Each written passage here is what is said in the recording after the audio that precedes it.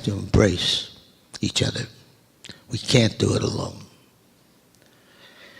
You have always been willing to lend your wing to any of us, myself in particular. You've made a difference in my life. I know you've made a difference in everybody's life that you've ever touched. And it's also said, when a child is born, he's given a tabula rasa. He's given a blank tablet, a blank slate.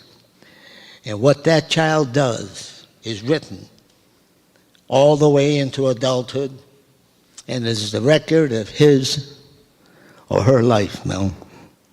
It's also said that a tribute on a tombstone means nothing.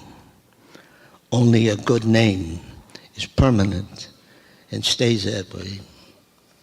I've been with you at many board meetings where I've seen you defend, rather than the popular, but the unpopular. It made me very proud of you. I've also interrupted you many times, for which I apologize in public. I don't know how you stand me. I have a hunch, but I'm not sure. You've always stood up for what was right, even though it may have been unpopular at the time. Certainly you have a love for mankind. I can see in your eyes whenever I look at you, because your eyes actually portray your soul. You lend your name to every endeavor, not for personal gain, but for the benefit of an organization such as the Muldoon Award. As an aside, when you think of awards, and you think of people getting awards, you have to understand that it's really pressure on the person that gets the award. First of all, he wants to make certain that there's a decent turnout. He wants to make certain that everything's okay. And it's really pressure. And really, I really admire anybody that gets an award just because he's getting the award. I don't care what it's for. But what will we remember about you, Mel? You're a man of unfailing vigor, zeal, kindness, grace, great generosity, and fair-minded. And like Socrates, you feel that an unexamined life is not worth living. And I agree with you that in total. I am truly honored. Whether you chose me or somebody else, I don't know, to introduce you. But I am truly honored to introduce you. So please come up already.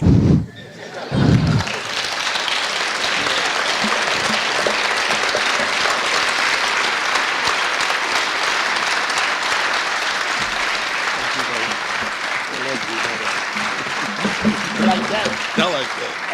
You want to, Sam, do you want to hand that over? No, I'm... You want to just hand Oh, it? We'll get a photo. I got to give it to Get a you. photo. I'm sorry about that. The Edward M. Muldoon Award for Civic Entrepreneurship, presented to Aaron Malachi Mixon III, May 28th, 2008. We are all increased by the size of your heart. I wish I had thought of that.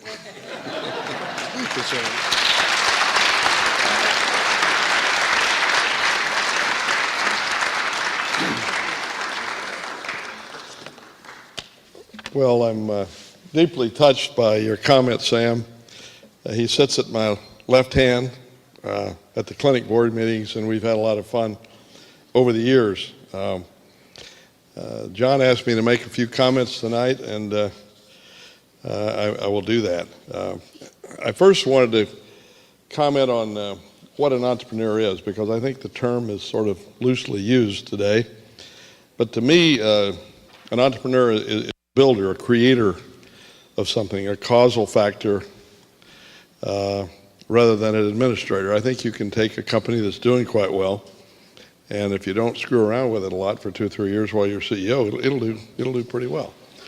I don't mean that to insult anyone, but there's a difference. And I think that Do entrepreneurs understand capital creation and value creation? They don't think in terms of wages or salaries. They don't really care about those things generally. I think that, and this is based on my own experience of meeting many entrepreneurs, and I might say I'm very honored to be co-awarded, co-recognized tonight with my good friend Umberto Fideli, who's a very successful entrepreneur, and Jack Cale and others I see here in the audience.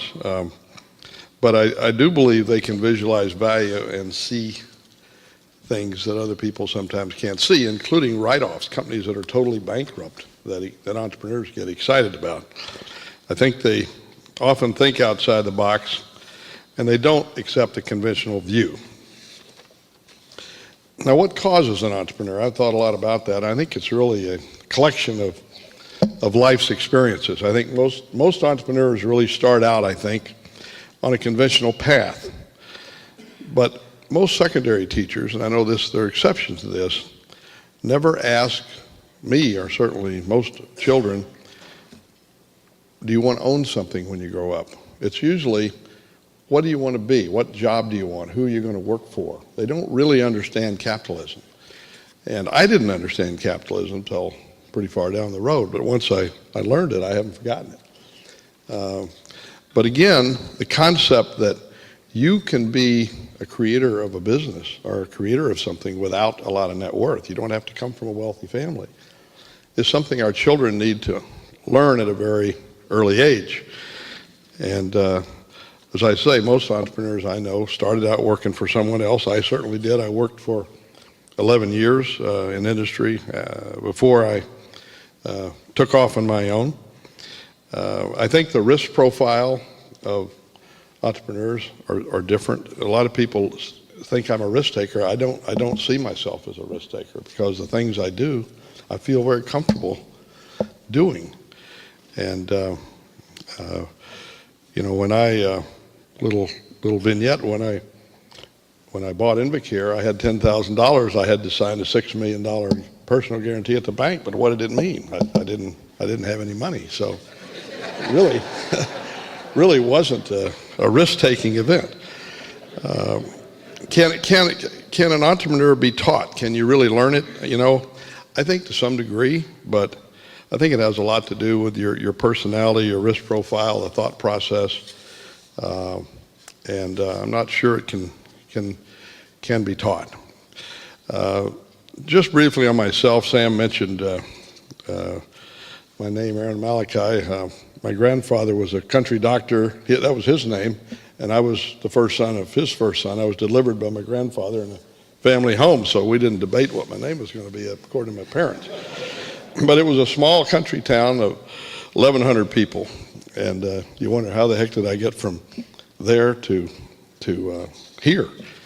And I have to tell you that I owe that to my wife Barbara, who really is the main reason I'm successful, I believe. We met at a mixer at Harvard when she went to Wellesley, and I said, boy, I like Cleveland a lot better than Spire, Oklahoma, because cattle ranching and farming was too much work. I didn't want to do any of that. So I took a job here, and I worked 11 years for some great companies, and I networked through the Harvard Business School Club. A lot of the people that backed me when I bought Invacare, I'd met through the Harvard Business School Club.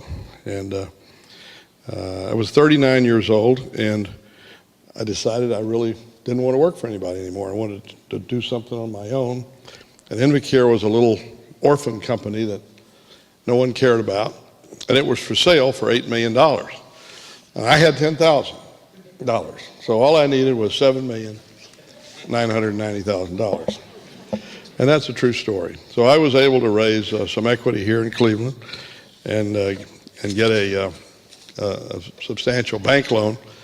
And we've grown from 19 million in 1979 this year about 1.7 billion in sales. And the story's not over. We still have a lot to go. People think of me as Invacare, but I've had a lot of great experiences and some fun and some other things. A friend of mine, John Balch, discovered